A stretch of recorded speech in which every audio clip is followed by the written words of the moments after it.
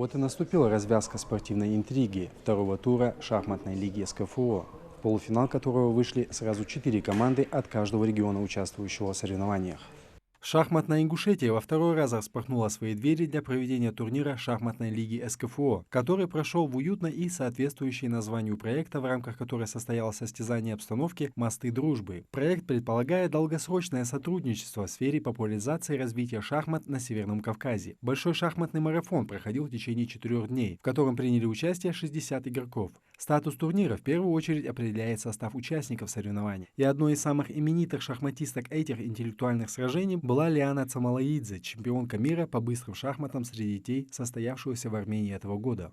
Шахматами я уже занимаюсь 7 лет, участвую в различных турнирах. Была даже на первенстве мира и победила. Я хочу поблагодарить Ингушетию за организацию таких турниров. Мы больше развиваемся, и мне очень нравится принимать участие в таких турнирах. Рейтинг игрока и предыдущие турнирные достижения позволили нескольким десяткам юных шахматистам принять участие в соревнованиях для детей с усиленной подготовкой. Неудивительно, что за право выхода в финал командам из Дагестана и Чечни пришлось переиграть командный матч, поскольку отведенное время победитель так и не определился, а очки обе сборные набрали поровну. Две команды сыграли между собой в ничью, и пришлось им выяснять, кто из них должен выйти, одним словом, в финал. И поэтому мы сыграли быстрые, вернее, блиц, очень быстрые шахматы, да, и определился победитель, финалист из этих двух команд – Дагестан и Чечня.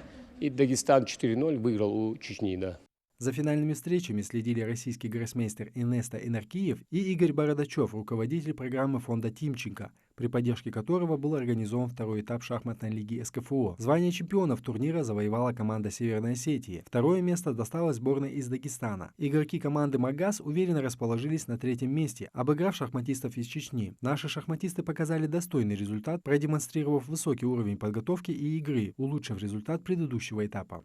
Это, по-моему, хороший результат, потому что раньше мы вообще не смогли в финал попасть. У нас уже есть прогресс какой-то, и третье место – это достаточно хороший результат. Этот турнир был для меня подготовкой к российским соревнованиям, так что я надеюсь, что там тоже покажу хороший результат. Для тех, кто не смог пройти в основной финал, организаторы провели финал утешительного блиц-турнира. Дополнительной мотивацией для юных шахматистов стало присутствие чемпиона Европы Эрнеста Энаркиева, который отметил значимость проведения подобных соревнований для популяризации шахмат в регионе. В этом турнире объединены сразу два очень важных момента. Один момент – это начало сотрудничества фонда Тимченко и спортклуба Ади Ахмат. Здесь открылся дополнительный шахматный класс вот на втором этаже в соседнем здании, где сегодня состоялись полуфиналы и финалы.